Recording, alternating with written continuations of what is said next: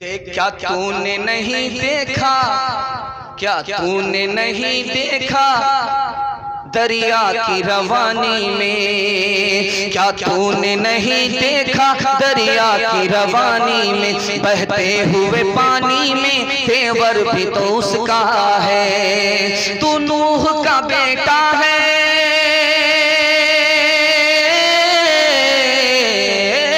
तू नूह का बेटा है, कुछ बस में नहीं तेरे, कश्ती भी तो उसकी है, लंगर भी तो उसका है। अजमत से हकीकत से मुंह मोड़ना चाहा था, कुछ हाथियों वालों ने घर तोड़ना चाहा था। क्या तूने नहीं देखा,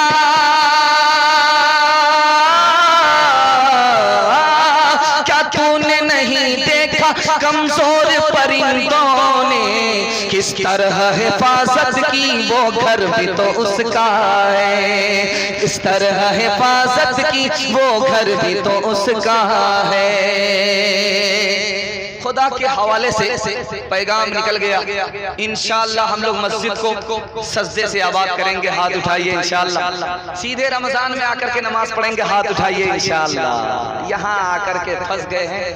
सोचा था कि बिल्कुल निकल ही जाएंगे, हमको फंसाना भी आता है, निकालना भी आता है। जरा ध्यान से सुनिएगा, दूसरा पैगाम सुनाने के लिए जा रहा हूँ। बहुत खूबसूरत नबी की सीरत के हवाले से सुना रहा हूँ। ध्यान से सुनिए। हमारे नबी का घर कहाँ है? मक्का। हिजरत कहाँ करके आए? मदीना। लेकिन बच्चा जानता है हमारे नबी को। हमारे नबी को कोने कोने का आदमी जानता है। कैसे? मक्का में हज करने के लिए लोग आते थे, तो नबी के दुश्मनों ने कहा कि वो जादूगर हैं। इनसे कहा, उनसे कहा, उनसे कहा, इनसे कहा। दुश्मन ने दुश्मनी में कहा, अल्लाह ने इस बहाने से मेरे नबी के नाम को पूरी दुनिया में चमका दिया। दूसरी मिसाल आपके सामने रखने के लिए जा रहा हूं। आप देख रहे हैं मैं कुर्सी पर बैठा हूं, मेरा हाथ इस कुर्सी के ऊपर है। नबी सल्लल्लाहु अलैहि वसल्लम जब बयान करते थे तो लकड़ी के ऊपर हाथ होता था। जब ये कुर्सी खत्म हो गई तो यहाँ से लकड़ी हट गई।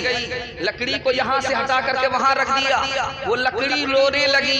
क्यों? नबी से जुदा हो गई तो रोना शुरू किया। नबी हमसे जुदा है, हमें कितना रोना चाहिए। दूसरी बात, तीसरी बात आपके सामने आ रही है। ये जो मकान आपके सामने नजर आ रहा, इस पर अगर किसी को चढ़ना है तो कैसे चढ़ेगा? सीढ़ी से चढ़ना होगा। अगर सीढ़ी नहीं है तो कैसे चढ़ना होगा? किसी के कंधे पर पैर रखेगा, उसके बाद चढ़ेगा।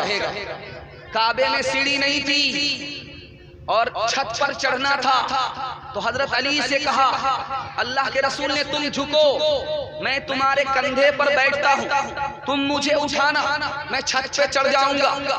हजरत अली ने कंधे पर उठाना चाहा तो नहीं उठा सके। क्यों?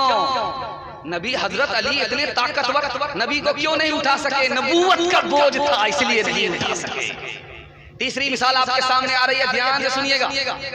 मोती है, इतना कीमती होता है कि अगर किसी को हासिल हो जाए तो 17 नस्ल तर जाती है। मोती हासिल हो गया।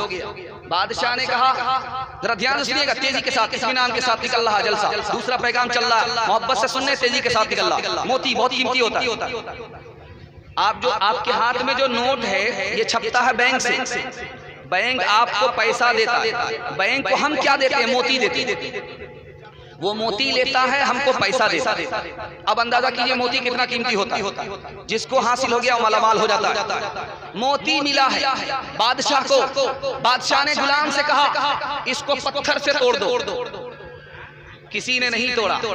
गुलाम को जैसे हाथ में आया, उसने पत्थर से पत्थर मार करके तोड़ दिया। अरे बेवकूफ, तुमने इतना कीमती मोती तोड़ दिया। अगर मोती नहीं तोड़ता तो बादशाह का हुक्म टूटता। मेरे सामने बादशाह के हुक्म की कीमत है, मोती की कोई कीमत नहीं है। तीसरी मिसाल आपके सामने, आप देखेंगे जब जलसा होता है तो लोग नारा मारते हैं। नारा क्या मारते हैं? गौस का दामन नहीं छोड़ेंगे, गौस का दामन नहीं छोड़ेंगे।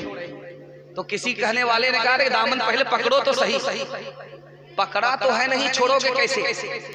अब गौस के हवाले से जरा सुनिएगा। 470 हिजरी में पैदा हुआ। 561 ईस्वी में वफात पाए।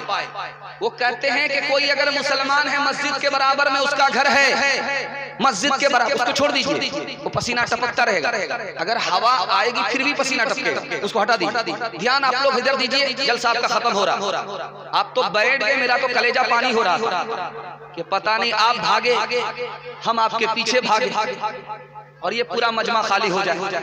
लेकिन अल्लाह का शुक्र है, ध्यान से सुनिएगा, गौसे पाक मस्जिद के बराबर में घर है, आजान सुनता है, सुस्ती की वजह से नमाज पढ़ने के लिए नहीं आया, जोहर का वक्त निकल गया, असर का वक्त हो गया। गौसे पाक फरमाते हैं वो मुसलमान नहीं रहा, ईमान उसके सीने से निकल गया। अरे छोड़ दीजिए उसको, ईमान सीने से निकल गया। गौसे पाक कहते नमाज छोड़ करके कोई गौसे पाक का दामन पकड़ सकता है? नहीं पकड़ सकता है। गौसे दामन का हाथ उसी के हाथ में रहेगा जो नमाज का पाबंद होगा। इंशाअल्लाह जिंदगी भर नमाज की पाबंदी करेंगे, हाथ उठाइए इंशाअल्लाह। 3 मिसाल है, पैगाम को खत्म कर रहा हूँ। 2 पागल थे, एक नीचे बैठा हुआ था, एक ऊपर बैठा हुआ था। नीचे वाला पागल कहता है दुनिया से हमको पहचानते हो, हम कौन है? तो लोगों ने कहा हम नहीं पहचानते, कहा मैं नबी हूँ। तो इससे ऊपर वाला जो पागल बैठा हुआ था वो कहता कि ये झूठ बोल रहा, अगर ये नबी होता तो मैं खुदा हूँ, मैंने इसको कहा नबी ने बनाया। तो पता चला कि ये हाथ है वो फूल है। इसने तो नबी होने का दावा किया, उसने खुदा होने का दावा किया। हमारे नबी के बाद कोई नबी नहीं होगा, हमारे नबी आखिरी नबी थे। अगर कोई इस तरह मानता है उसका ईमान चला गया। इंशाअल्लाह इस गए गुजरे दौर में दुनिया के लालच में अपने ईमान का सौदा नहीं करेंगे, कादियानी नहीं बनेंगे। हाथ उठा दीजिए इंशाअल्लाह। आप देखेंगे समाज में एक कुत्ता जब पागल होता है वो भागता रहता है। भागता क्यों आपको पता है?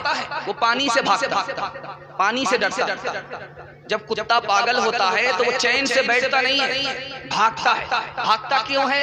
वो पानी से भागता है, पानी से महरूम हो जाता, पानी से भागता है। पानी के बगैर आदमी जिंदा नहीं, कुत्ता भी मर जाता है। जो आदमी सुन्नत को छोड़ेगा, बिदअत पर खड़ा होगा, उसको तौबे की तौफीक नहीं होगी। जैसे कुत्ता मरता है वैसे ही आदमी मर जाएगा।